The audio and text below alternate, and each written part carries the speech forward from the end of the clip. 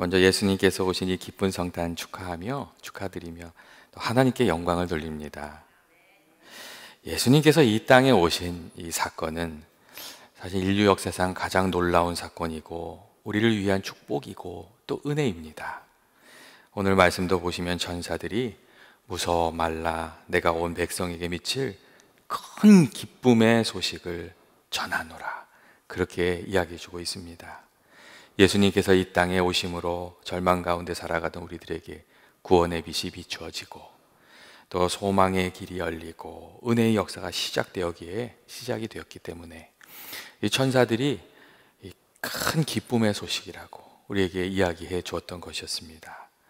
특별히 올해 성탄절이 우리들에게 특별한 의미를 가지는 것은 예수님이 처음 오셨던 그 첫 번째 크리스마스와 같이 우리들도 많은 어려움 가운데 예수님 오신 성탄절을 맞이하고 있기 때문입니다.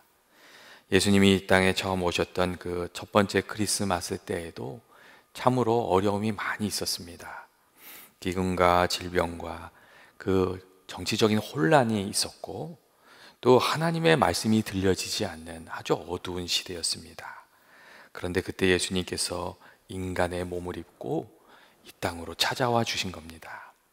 하나님께서 인간의 몸을 입으시고 또 그 말씀이 육신이 되신 그 역사적으로 유례가 없는 놀라운 사건이 그때 일어났습니다. 특별히 예수님께서 이 땅에 오시되 이 베들레헴 마구간이라는 가장 낮고 천한 자리에 예수님께서 이렇게 찾아와 주셨습니다. 만약 하나님이 하시고자 하셨으면 왕의 군정에도 나실 수 있으셨을 것이고, 아니면은 그 부잣집이나 아니면 힘 있는 정치가나 능력자의 집에도 태어나실 수 있었는데 그렇게 하지 않으셨고 이 가난하고 힘없는 한 목수의 가정에 그리고 마구간에 이렇게 태어나셨습니다. 예수님께서 그렇게 하신 것은 세상의 모든 약하고 부족한 이들, 고통당하는 이들과 함께 하시기 위해서, 그것을 보여주시기 위해서 그렇게 하셨습니다. 또한 하나님께서는 아들을 낳을 것이요 그 이름을 임마누엘이라 하시는 그 말씀으로 예수님을 통해서 이 고난 중에 있는 이들과 함께 하시고자 하시는 그 하나님의 마음을 아주 확실하게 보여주셨습니다. 예수님께서 이 땅에 나신 사건은 정말 놀라운 은혜의 사건이었고, 그래서 저는 오늘 이 주님의 성탄을 맞이해서 예수님이 이 땅에 오신 그 귀한 의미들을 함께 좀 나누고자 합니다. 예수님께서 이 땅에 찾아와 주셨는데 예수님께서 이 땅에 오신 그 이유가 무엇입니까? 그 첫째는 고난 중에 있는 이들을 위로하여 주시고 또 예수님께서 소망이 되어 주시기 위해서 이 땅에 오신 것입니다. 이 세상에는 고통과 아픔과 슬픔이 있고 그 가운데 언제나 낙심하고 절망하고 소망 없이 살아가는 이들이 있습니다. 그렇기 때문에 모든 약한 자와 상한 자를 긍휼히 여기시는 하나님께서 예수님을 이 땅에 보내신 것입니다. 그리고 예수님 안에 있는 소망을 우리에게 주셔서 그 안에서 위로받고 힘을 얻게 하신 것입니다.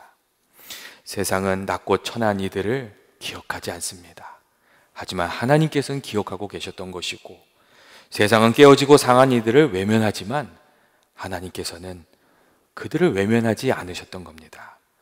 오히려 세상 누구도 도우려 하지 않는 이들을 하나님께서는 도우시고 붙들어 주시고자 예수님을 보내주신 겁니다.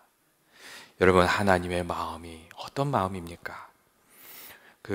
우리가 비록 넘어지고 깨어졌을지라도 다시 힘을 내서 믿음 가운데서 살아가는 것, 힘을 내서 용기를 내서 믿음으로 나아가는 것, 그게 하나님의 마음입니다. 이사야서 40장 말씀을 보시면 그래서 이 낙심하고 근심하고 있는 이스라엘 백성들을 보시며 하나님께서 이런 말씀을 하십니다. 위로하라, 내 백성을 위로하라, 이런 말씀을 하십니다. 또 예레미야 29장 11절 말씀을 보시면 나 여호와가 말하노라, 너희를 향한 나의 생각은 내가 아나니 재앙이 아니라 곧 평안이요 너희 장래에 소망을 주려 하는 생각이라, 그렇게 말씀해 주십니다. 소망을 주시는 것, 그게 하나님께서 우리를 향해서 가지고 계신 하나님의 마음입니다. 여러분, 자녀를 향한 부모들의 마음이 그렇지 않습니까? 비록 유혹에 빠져 넘어지고 세상 분파에 깨져 쓰러지고 또 악한 세상에 상처 입고 넘어졌을지라도 좀 다시 힘을 내서 일어나 주었으면 하는 것, 그게 부모의 마음입니다. 그리고 그 마음이 하나님의 마음이기도 합니다. 그래서 하나님께서 예수님 보내주신 겁니다. 그렇기 때문에 우리가 예수님을 우리 마음에 모시면, 예수님께서 우리들의 마음 가운데 찾아와 주시면, 예수님께서 우리들의 위로가 되시고 힘이 되어 주시고 또 우리들의 인도자가 되어 주신 겁니다. 고난 중에라도 예수님께서 우리 마음 가운데 찾아와 주시면 주님이 함께 하시는 그 함께 하심으로 우리가 위로와 힘을 얻을 수가 있습니다. 세상 살면서 때때로 우리가 억울한 일 당해서 마음 아플 때가 있습니다. 하지만 그때에도 예수님께서 우리들의 마음 가운데 찾아와 주시면 주님 주시는 위로로, 그 힘으로 이겨낼 수가 있습니다. 우리가 꼭 원수 갚지 않아도 상관이 없습니다. 원수 갚는 것은 하나님의 손에 있는 것을 알기 때문이고, 또 우리가 원수 갚지 않아도 주님이 은혜 주시면 더 나은 삶, 더 복된 삶도 살아갈 수 있기 때문입니다. 이 고난 중에 있는 이들에게 주님이 정말 위로가 되시는 겁니다. 또한 질병과 아픔 중에도 주님이 우리 마음 가운데 찾아와 주시면 주님이 위로가 되어 주십니다. 주님이 우리 마음 가운데 찾아와 주시면 우리가 혼자 있는 것이 아니라는 것을 알게 되고, 또 주님께서 우리들의 마음 가운데 찾아와 주시면 주님께서 믿음 가운데 힘을 내서 그 어려운 시간을 잘 이겨낼 수 있도록 인도해 주시기 때문입니다. 또한 세상에서 깨어지고 상한 마음도 주님이 찾아와 주시면 위로를 얻을 수가 있습니다. 주님이 우리의 형편을 알아주시고 우리와 함께 해주실 때에 그 주님의 함께 하심이 힘이 됩니다. 예전에 제가 잘 아는 분의 그 가정이 정말 경제적으로 참 어려운 그 사정에 이렇게 어려운 일을 겪게 된 때가 있었습니다. 그래서 그 권사님이 교회에 나오셔서 늘 그렇게 기도를 하셨어요. 그렇게 탄식하면서 기도하셨는데 어느 날 이렇게 울면서 기도하는데 주님이 그 권사님의 이름을 부르시면서 울지 말라고 그렇게 하시더래요. 그런 마음이 이렇게 마음에 찾아오시더래요. 권사님이 그렇게 주님 만난 이후에 위로와 힘을 얻어서 그 어려운 시간을 잘 이겨나셨다고 하시는 이야기를 제가 들은 적이 있습니다. 주님이 우리들의 마음속에 찾아와 주시면 우리가 그 어려운 일들도 잘 이겨낼 수 있는 겁니다. 마태복음 11장 28절 29절 보시면 예수님께서 이렇게 말씀하십니다. 수고하고 무거운 짐진 자들아 다 내게로 오라. 내가 너희를 쉬게 하리라. 그렇게 말씀해 주십니다. 예수님께서 낮고 천한 이 땅에 찾아오신 이유는 고난 중에 있는 이들을 위로하고 힘을 주시기 위한 것입니다. 그렇기 때문에 우리들도 주님을 간절히 구하면 우리를 긍휼히 여기시는 예수님께서 우리들의 마음속에 찾아와 주십니다. 저는 연합의 모든 교우들이 우리를 사랑하시는 주님을 늘 간절히 구하며 주님의 위로 가운데 힘을 얻어서 살아가는 한 분 한 분 되시길 주의 이름으로 축원드립니다. 둘째로 예수님께서 이 땅에 오신 이유는 우리의 죄와 허물을 사하시고 또 용서하시기 위함입니다. 누가복음 5장 31절 32절 말씀을 보시면 바리새인들이 그 세리 그 레위를 불러서 함께 식사하신 그 예수님을 비난하는 이야기를 우리가 읽을 수가 있습니다. 그리고 아주 중요한 예수님의 말씀을 거기서 우리가 읽을 수가 있는데, 그것은 건강한 자에게는 의사가 쓸데없고 병든 자에게라야 쓸데있느니라. 내가 의인을 부르러 온 것이 아니요 죄인을 불러 회개시키러 왔노라 하는 예수님의 말씀입니다. 예수님께서는 세상의 모든 허물 있는 이들, 죄 있는 이들을 불러 회개하게 하고 또 구원에 이르게 하시기 위해서 이 땅에 오셨다고 아주 분명하게 말씀해 주신 것입니다. 여러분, 우리들 가운데에 의인이 있습니까? 우리들 가운데 온전한 사람이 아무도 없습니다. 그래서 로마서 3장 10절 말씀도 보면 이 기록한 바 의인은 없나니 하나도 없다고, 깨닫는 자도 없고 하나님을 찾는 자도 없고 다 치우쳐서 한 가지로 부익하게 되었다고 그렇게 말씀하고 있습니다. 우리들이 이 죄의 유혹이 잠깐만이라도 우리들에게 찾아오면 다 흔들리는 그런 약한 존재들이라고 그렇게 말씀하고 있습니다. 그런데 많은 사람들이 착각하면서 살아가는 것입니다. 자신의 허물을 외면하면서 살기도 하고 또 다른 이들과 비교하면서 상대적인 의의를 주장하면서 그렇게 살아가고 있는 겁니다. 그런데 우리가 우리들의 속사람을 냉정하게 살펴보면 우리 안에 정말 부끄러운 것들이 많이 있는 것을 우리가 고백하게 됩니다. 시기와 질투가 있고 미움과 원망이 있고 더러운 욕심이 있고 이기적인 마음이 있고 또 바리새인들과 같은 교만한 마음이 우리들 안에 숨겨져 있는 것을 우리가 알게 됩니다. 그리고 가끔씩 그게 쑥 하고 튀어나오면 속상한 거지요. 야, 아직까지 내가 이 정도밖에 안 됐나? 이렇게 생각을 하는 건데 원래 그 정도밖에 안 됐는데 착각하고 살다가 쑥 나오면 속상한 겁니다.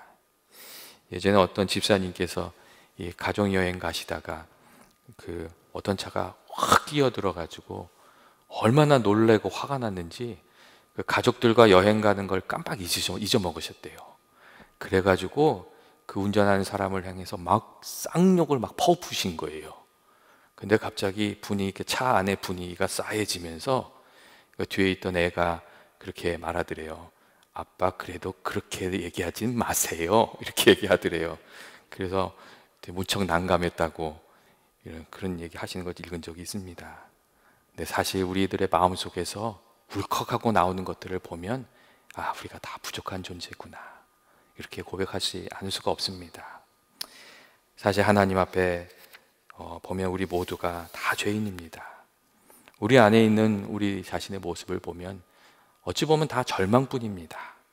하지만 그럼에도 우리에게 소망이 있는 것은 예수 십자가의 보혈이 우리들에게 있고 또 언제든지 우리가 회개하면서 주님의 은혜를 구하면 우리를 불쌍히 여기시는 예수님께서 그 십자가의 보혈로 우리들을 다 씻겨주시고 우리를 또 회복시켜 주시기 때문입니다.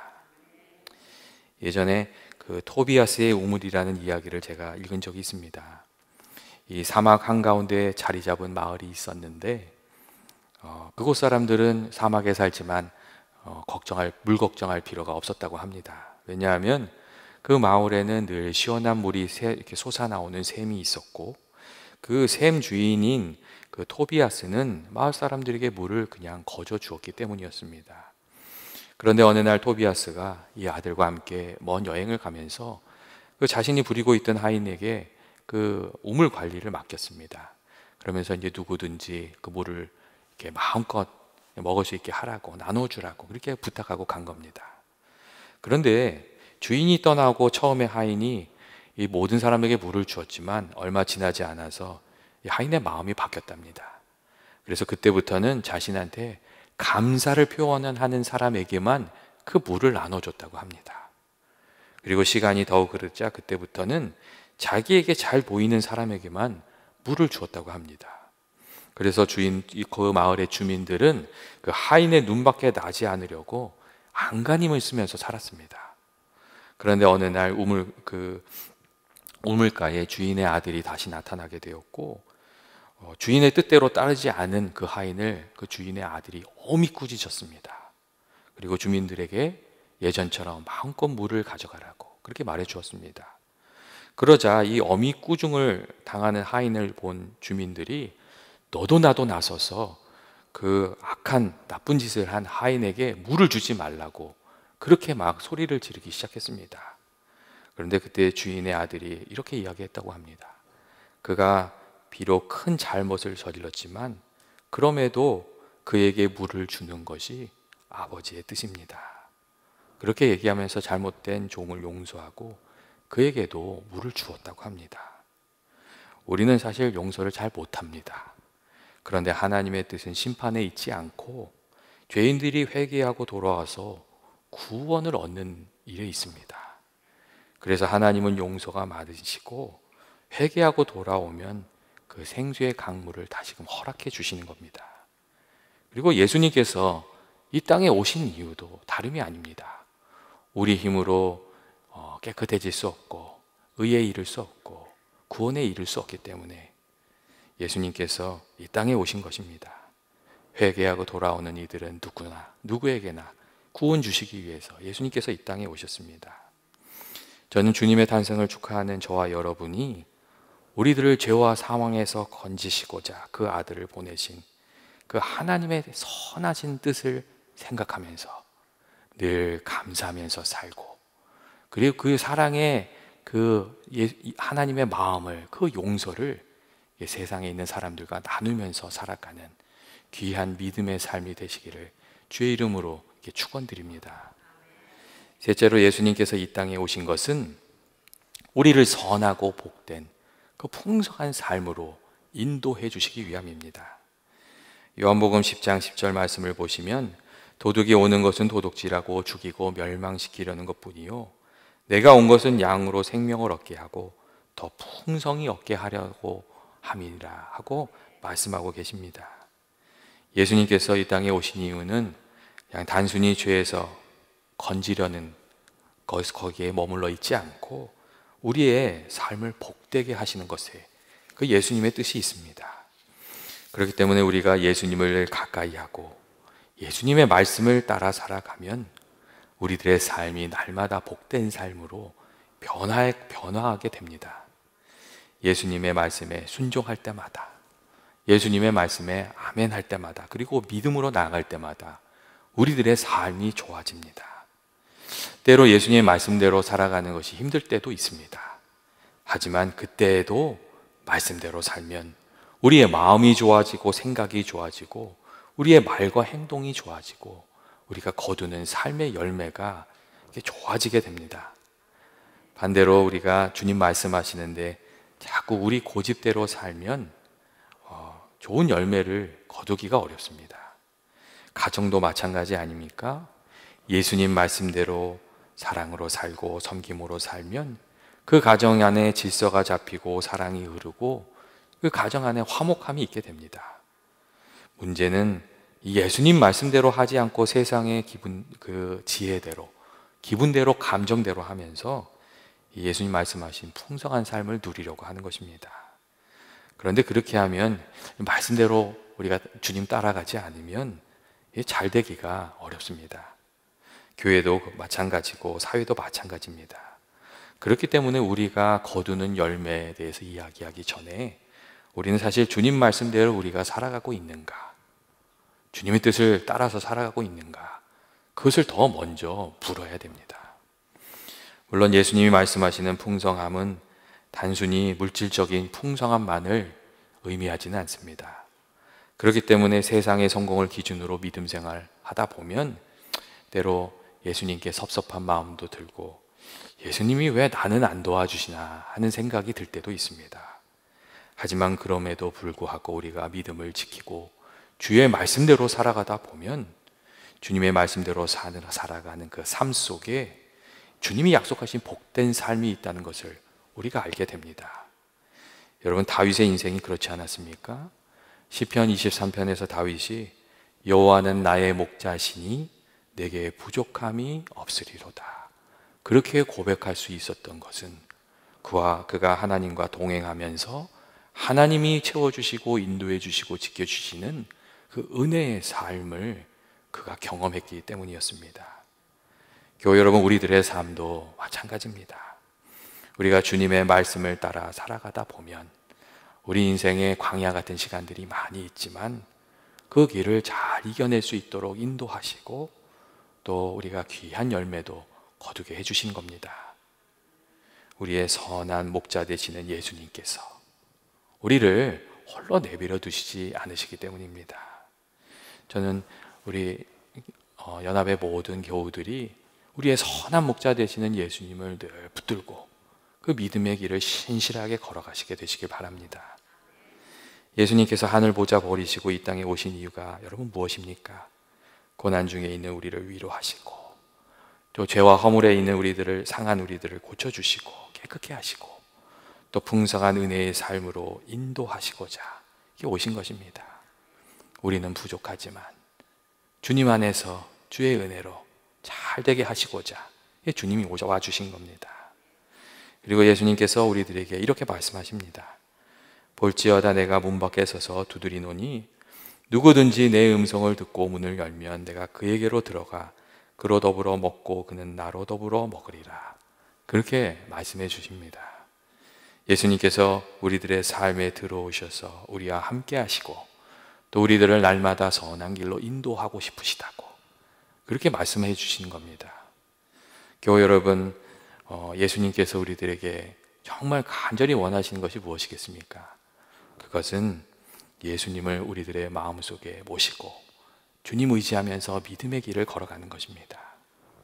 이 성탄을 맞이하여 성탄을 축하하는 저와 여러분이 정말 주님이 원하시는 대로 주님을 날마다 우리들의 마음속에 모시고 주와 동행하며 또 주님과 귀한 교제를 나누면서 복된 삶, 은혜의 삶을 누리는 그런 삶이 되시길 주의 이름으로 축원드립니다.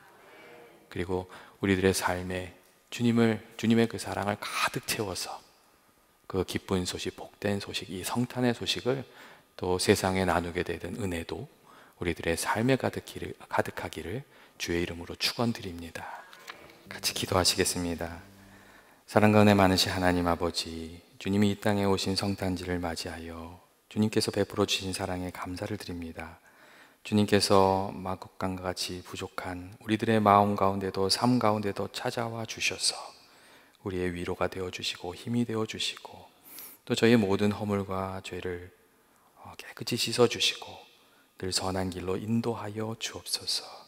그리하여 주님이 주시는 기쁨과 감사로 더욱 주님을 기쁨으로 섬기며 살아가는 저희 모두가 되게 하여 주옵소서. 예수님의 이름으로 기도합니다. 아멘.